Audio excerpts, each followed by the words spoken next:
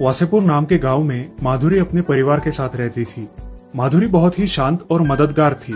वो जिला रुग्णालय में नर्स का काम करती थी। उसके प्यारे स्वभाव और मधुर वाणी से मरीज भी जल्दी ठीक हो जाते थे। माधुरी को एक बच्ची थी जिसका नाम था मान्या। वो भी बहुत समझदार थी। माधुरी का पति प्राइवेट कंपनी में जॉब करता था। वे दोनों भी अपने अपने काम में बहुत खुश थे। एक दिन माधुरी का पति रमेश अपने घर पर मायूस होकर आता है। क्या हुआ? आप बड़ी चिंता में लग रहे हो। हाँ माधुरी, हमारे ऑफिस में से आधे लोगों को काम से निकालने की सोच रहे हैं। मगर ऐसा क्या हो गया कि वर्कर्स को काम से ही निकाल रहे हैं? अरे वो आर्थिक मंदी भी शुरू है, इसीलिए शायद। ठीक है, देखते हैं। अगले दिन माधुरी हॉस्पिटल में जाकर अपना काम करती है। तभी सभी नर्स और डॉक्टर के स्टाफ को एक महत्वपूर्ण नोटिस आती है। डॉक्टर अपने सभी स्टाफ को अपने केबिन में बुलाकर नोटिस पढ़ता है। सभी नर्स और डॉक्टरों को आज से दिन रात काम करना पड़ेगा। क्यों सर, क्या हुआ है? हमारे देश पर बहुत बड़ा संकट आने वाला है जिसका नाम है कोरोना। इस महामारी को रोकने के लिए हमें दिन रात मेहनत करनी है। क्या आप सब तैयार है? हाँ सर, हम तैयार है। हमें पहले आइसोलेशन वार्ड अलग से तैयार करना पड़ेगा। कोरोना मरीजों के टेस्ट के लिए ज्यादा किट मंगवा लो और ज्यादा से ज्यादा बेड तैयार करवा लो। सारे स्टाफ को अलग से मास्क, हैंड ग्लोव्स और सैनिटाइजर्स मुझे आज के आज चाहिए। हाँ सर, सब मिल जाएगा। हम आज से ही काम पर लग जाते हैं।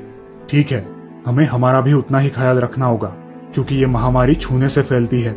इसीलिए पेशेंट का ख्याल रखते वक्त हमें हमारा भी ख्याल रखना है। हाँ सर। एक दिन हॉस्पिटल में एक पेशेंट आया जिसे सांस लेने में दिक्कत आ रही थी। उसे नर्स ने एडमिट करवाया और उसकी कोरोना की टेस्ट करवाई। वो कोरोना पॉजिटिव आया। उसे डॉक्टर ने वेंटिलेटर पर रखा। उसके घर वालों के टेस्ट भी पॉजिटिव आए। ऐसे ही उस दिन से कोरोना के बहुत सारे पॉजिटिव पेशेंट्स सामने आने लगे। पूरा हॉस्पिटल पेशेंट्स से भर गया। अब नर्स और डॉक्टर भी दिन रात काम करने लगे। हॉस्पिटल के सारे स्टाफ मेंबर हॉस्पिटल में ही रहकर पेशेंट्स की देखभाल करने लगे। माधुरी भी वही हॉस्पिटल में रहकर डॉक्टरों की मदद कर रही थी। एक दिन वो घर जाकर अपनी बेटी और पति से मिलकर आती है। उसके 2 दिन बाद ही माधुरी को तेज बुखार आता है और सांस लेने में दिक्कत होती है। वो अपना कोरोना टेस्ट करवाती है तो वो पॉजिटिव आती है। वो बहुत रोने लगती है क्योंकि उसकी छोटी बच्ची होती है।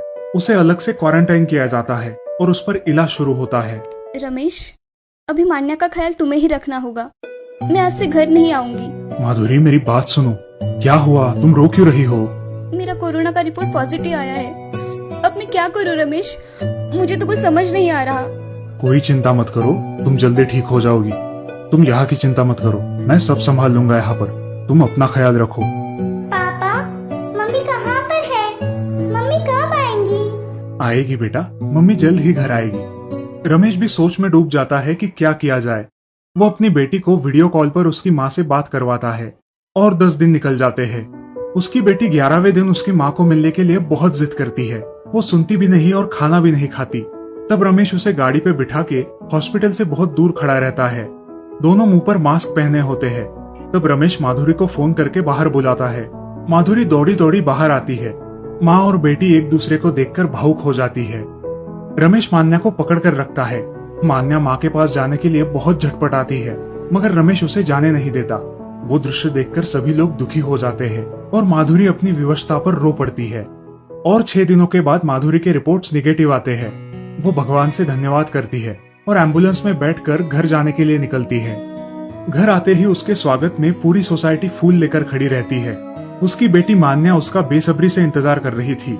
माधुरी जैसे ही एम्बुलेंस से उतरती है वैसे ही मान्या अपनी माँ से मिलने भागती है। दोनों भी एक दूसरे को पकड़कर रोने लगती है। माधुरी और मान्या को देखकर सारे लोगों के आंखों में पानी भर जाता है। सभी लोग तालियां बजाकर और फूल डालकर माधुरी का स्वागत करते हैं। दोस्तों, कोरोना एक ऐसी महामारी है जिससे हमें बचना है और समाज में हमारे जो भी नर्स, डॉक्टर, सफाई कर्मचारी है उनकी हमें इज्जत करनी है, ना कि उन्हें नीचा दिखाना है। उनका आदर करना है और उन्हें सहयोग देना है। ये सब लोग हमारे देश के योद्धा है। उनकी इज्जत में ही हमारी शान है।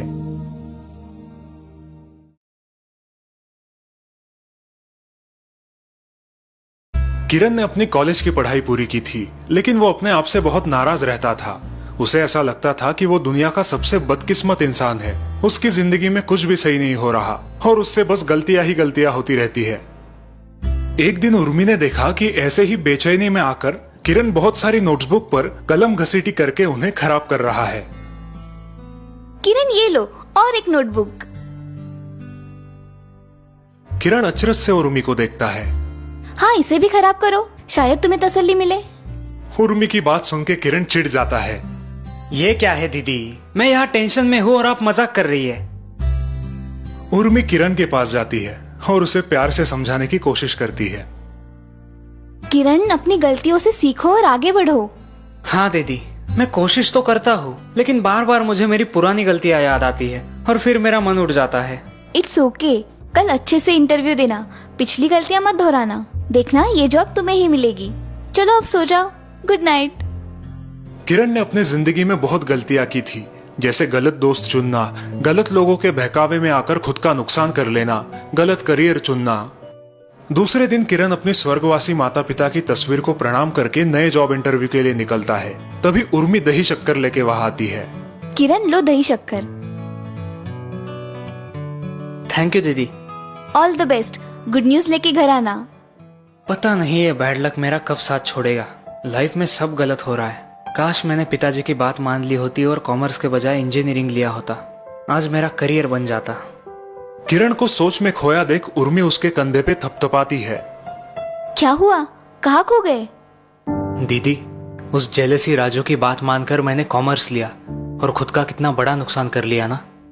किरण, गलतियां सबसे होती है, लेकिन उन्हें याद करके तुम आगे की लाइफ खराब मत करो। Focus on your future now. गलतियों से सीखो और आगे बढ़ो, यही सिखाया है ना पापा ने हमें। रात के 8 बजे है, लेकिन किरण अभी तक घर नहीं लौटा, इसलिए उर्मी थोड़ी चिंतित हो गई है। अब तक तो किरण को आ जाना चाहिए था। मोबाइल भी स्विच ऑफ आ रहा है, पता नहीं इंटरव्यू कैसे हुआ होगा। तभी किरण घर आता है। बड़ी देर कर दी तुमने, चलो हाथ मुंह धो लो, खाना खाते हैं। दीदी,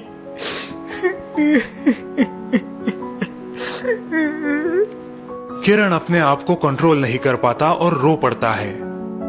लगता है सिलेक्शन नहीं हुआ है। अरे कोई बात नहीं, दूसरी कंपनी में ट्राई करना। चलो हाथ मुंह धो लो फटाफट। मुझे नहीं खाना। I am a failure, biggest failure. मैं दुनिया का सबसे नाकामयाब इंसान हूँ। उर्मी किरण को शांत करती है। शांत हो जाओ किरण, जिंदगी बहुत बड़ी है। आज तुम्हारा सिलेक्शन क्यों नहीं हुआ? कैसे होता दीदी, मैंने इंटरव्यू दिया ही नहीं। किरण की बात सुन के उर्मी चकित हो जाती है। लेकिन क्यों? तुमने तो अच्छी तैयारी की थी इंटरव्यू की। पता नहीं मुझे क्या हो गया। मेरा नंबर आने ही वाला था और मुझे पसीने छूटने लगे। बहुत नर्वस फील होने लगा, हाथ पांव कांपने लगे और फिर मैं इंटरव्यू दिए बिना ही वहां से निकल पड़ा। ओह, अब तुम ठीक हो या डॉक्टर के पास चले? नहीं दीदी, इसकी कोई जरूरत नहीं। मेरी सारी गलतियां ऐन मौके पे मुझे याद आती है और मेरा हौसला टूट जाता है। मुझे नहीं लगता मैं कभी इससे उबर पाऊंगा। किरण अपने कमरे में चला जाता है और उर्मी सोच में पड़ती है। कैसे इस लड़की को समझाऊं? अगले दिन सुबह किरण उर्मी के कमरे में जाता है। उर्मी अपने डायरी में कुछ लिख रही है। गुड मॉर्निंग दीदी। गुड मॉर्निंग किरण, सॉरी आज ब्रेकफास्ट रेडी नहीं है। कोई बात नहीं, लेकिन सुबह सुबह ये तुम क्या लिख रही हो? तुम्हारे स्कूल की तो छुट्टियां चल रही है ना? हाँ, कल रात डायरी लिखना भूल गई थी, सो अभी पूरा कर रही हूँ। किरण ध्यान से देख रहा है कि उर्मी अपनी डायरी में लिखी एक लाइन रबर से मिटा रही है, लेकिन वो ठीक से मिट नहीं रही। दीदी, ये इंक पेन की लिखावट इस रबर से नहीं मिटेगी। ओह, क्या तुम्हारे पास इसे मिटाने वाला रबर है? नहीं दीदी। किरण की ना सुनते ही उर्मी फिर से उन लाइंस को और जोर जोर से घिसने लगती है, लेकिन कुछ फायदा नहीं होता। दीदी, आपके डायरी का पन्ना गंदा हो रहा है, ये लाइंस नहीं मिटेगी। अरे नहीं, मिटेगी, तुम देखना। उर्मी अब थोड़ा सा पानी उस पन्ने पर डालती है और अपनी उंगली से लाइन को घिस के मिटाने की कोशिश करती है। लाइन तो मिटती नहीं, लेकिन पन्ना खराब हो जाता है। किरण उर्मी की हरकतें अचरज से देख रहा है।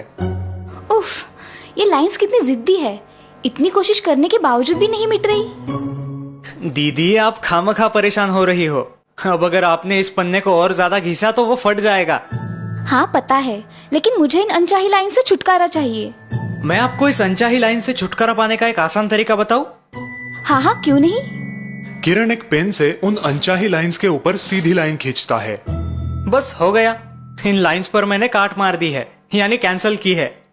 लेकिन लाइंस तो फिर भी दिख रही है। हाँ, क्योंकि इस इंक पेन की लिखावट कभी नहीं मिटेगी, लेकिन पढ़ने वाला समझ जाएगा कि आपको ये लाइंस यहाँ नहीं चाहिए, आपको हटानी है। तुम सही कह रहे हो। आपके प्रॉब्लम का सॉल्यूशन इतना आसान था और आप बेवजह अपनी एनर्जी और समय बर्बाद कर रही थी। बिल्कुल तुम्हारी तरह। उर्मी की बात सुन के किरण कंफ्यूज हो जाता है। मेरी तरह? मैं तो कभी भी पेन की लिखावट मिटाने की कोशिश नहीं करता, बस ऐसे ही काट मार के आगे बढ़ता हूँ। हाँ, फिर अपनी पुरानी गलतियों को ऐसे ही काट मार के नई शुरुआत क्यों नहीं करते? उन गलतियों को बार बार याद करके जबरदस्ती मिटाने की कोशिश क्यों कर रहे हो? अब उर्मी की बात किरण के पल्ले आ जाती है। हाँ दीदी, तुम सही कह रही हो। मैं तुम्हें नसीहत दे रहा था, लेकिन मैं खुद भी वही गलती कर रहा था। I am sorry. Very good. चलो अब नाश्ता करके वेस्ट हो गई एनर्जी वापस लाते हैं और अपनी जिंदगी नए सिरे से शुरू करते हैं।